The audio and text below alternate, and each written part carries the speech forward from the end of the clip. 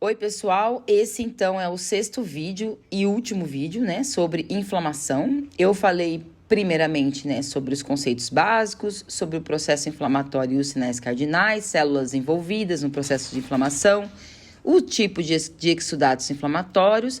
Falei no último vídeo sobre inflamação aguda e crônica e agora vou falar um pouquinho sobre os efeitos sistêmicos da inflamação, principalmente relacionado à inflamação crônica, né? Então vamos lá, efeitos sistêmicos da inflamação. Então, a inflamação, ela consiste, né, numa resposta focal ou localizada, por assim dizer, né? E dependendo da duração, da intensidade do processo inflamatório, a gente pode ter a presença de sinais sistêmicos, né? Como a febre, a leucocitose e a leucopenia e também diversos outros tipos de alterações, né? A gente pode ter vasoconstrição com vasodilatação, diminuição ou aumento da pressão arterial, e outras coisas, né? Mas a gente vai focar na febre, na leucocitose e na leucopenia. Então, a febre, a gente sabe, né, que ela não é uma doença em si, né? Ela só consiste num mecanismo de resposta que acontece em nível hipotalâmico, né? Ou seja, no hipotálamo, né? E ela é uma resposta que acontece devido a um processo infeccioso ou inflamatório, né? Então, a etiologia da inflamação crônica, a gente sabe lá que tem a ver com infecção por micro-organismos, né? Geralmente vírus, né? E a inflamação crônica, ela vai proporcionar, então, um aumento da produção de mediadores inflamatórios, que são as interleucinas, interferons, consequentemente, aumento de expressão de ciclooxigenases, que é a COX-2, por exemplo, né? Que está envolvida aí no processo de inflamação também. O aumento da produção das prostaglandinas e tal, né? E tudo isso vai fazer com que tanto as interleucinas 1, 6, os interferons e tudo mais que eu falei, que são as proteínas de fase aguda, né? As citocinas e tudo mais, elas vão agir, então, no centro termorregulador, que é situado no hipotálamo, né? E vão fazer com que eleve-se a temperatura corporal, né? E o que vai ajudar também é a contração muscular, que também gera calor, né? A vasoconstrição periférica é outro ponto também que favorece, né, a retenção de calor, e tudo isso faz com que aumente, então, a temperatura corporal, né? Que é a febre. A gente sabe também que essas proteínas da fase aguda, elas são sintetizadas pelo fígado, né? E também pode ocorrer o sequestro de ferro também, né? E em medula óssea, o que vai acontecer, então, é o aumento da produção de leucócitos, né? Que as células tronco hematopoéticas, elas vão acabar proliferando, né? Em resposta da infecção sistêmica, né? Da inflamação sistêmica e tudo mais, mediante, então, a uma necessidade de ficar repondo as células, né? Então, isso vai fazer com que aumenta o número de neutrófilos, né? E macrófagos e tudo mais. E, ao mesmo tempo, vai aumentar a migração e a quimiotaxia, né, desses neutrófilos, macrófagos, etc., né? E o acúmulo dessas células dentro dos tecidos, né? Os neutrófilos, eles fazem fagocitose, depois sofrem apoptose, então vai ter um aumento de apoptose de neutrófilos e um amadurecimento mais rápido também de células dendríticas, que também são fagocíticas e também agem na inflamação.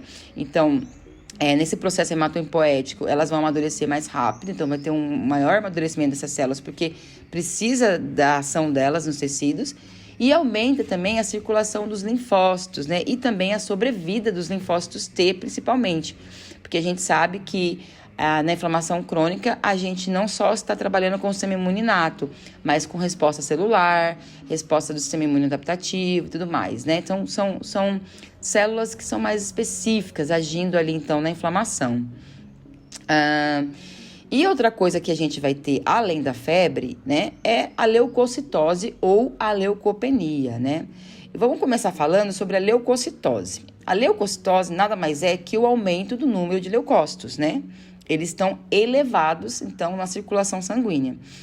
A etiologia tem a ver com as infecções bacterianas, que vão favorecer, então, a leucocitose por neutrofilia, então são os neutrófilos que estarão em maior número.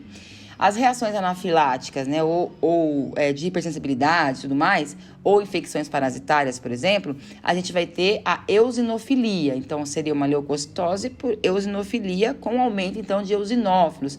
E pode ter também aumento de basófilos, a depender dessa cronicidade, né, dessa reação de hipersensibilidade ou parasitária, né? A gente tem também as infecções virais que vão ocasionar a linfocitose. Então, a gente vai ter uma leucocitose por linfocitose com um aumento, então, de linfócitos. E as consequências dessa leucocitose é uma resposta imune exacerbada, né? Seria uma imunoestimulação do sistema imune, né? Muito mais exagerado, que também vai fazer com que produza exacerbadamente mediadores inflamatórios e que vai ocasionar, então, a febre, né? Que a gente viu lá que os mediadores inflamatórios, as interleucinas, pelas ciclooxigenase, prostaglandinas, elas vão favorecer, então, a febre, né? E quando a gente fala em leucopenia, a gente está falando, então, de redução do número de leucócitos, né? E a etiologia é a mesma, né? Se você tem inflamação bacteriana, você pode ter neutropenia. Então, seria uma leucopenia por neutropenia, que são os linfócitos raros, né? Na corrente sanguínea, diminuídos na corrente sanguínea, né? Nas infecções virais, você vai ter uma linfopenia, que seria um número de linfócitos reduzidos, então, na circulação sanguínea. E em caso de neoplasia, por exemplo, você também pode ter a linfopenia, né? Não só nas infecções virais. Então, a gente sabe que a leucocitose é pelo aumento do número de leucócitos, né? Que você vai ter aumentado neutrófilo, macrófago, você pode ter monócitos aumentado, que seria uma monocitose também, né? Só que a leucopenia, ela vai ocorrer porque essa alta demanda por leucócitos, ela pode ultrapassar a capacidade da medula óssea de produzir essas células, né? Ela ultrapassa, então, a capacidade hematopoética dessas células. E aí elas vão ficar diminuídas, então, na corrente sanguínea. E o que você pode encontrar também é uma presença de células que estão imaturas na circulação sanguínea. Células que ainda não estão prontas, mas que elas foram enviadas porque existe essa alta demanda por essas células, né? E a consequência, então, de uma leucopenia, por exemplo, é uma supressão da resposta imune, ou seria uma imunossupressão, né, no organismo desse animal, o que vai colocar esse animal suscetível, então, a infecções secundárias, né? E essa leucopenia, essa diminuição das células para combater, então, essa inflamação crônica ou essa infecção, né?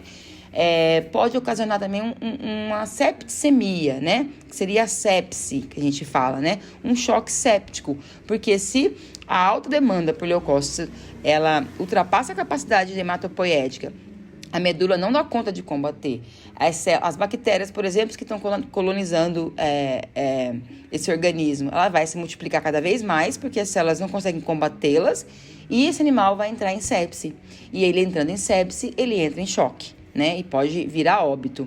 Então, para a gente compreender, no processo inflamatório, a gente pode ter, então, tanto a leucocitose, quando a resposta imune está adequada e o organismo está combatendo essa inflamação, né? Ele está dando conta dessa inflamação. E a gente pode ter a leucopenia, que é o caso que o sistema imune ele não está dando conta, a medula óssea não está dando conta de produzir células suficientes para combater a inflamação. Então, você tem a leucopenia. Bom, é isso, pessoal. Desculpa pelo alarme do carro que tocou aqui, mas eu não vou gravar de novo. Muito obrigada. Espero ter ajudado você no seu aprendizado. E até os próximos vídeos.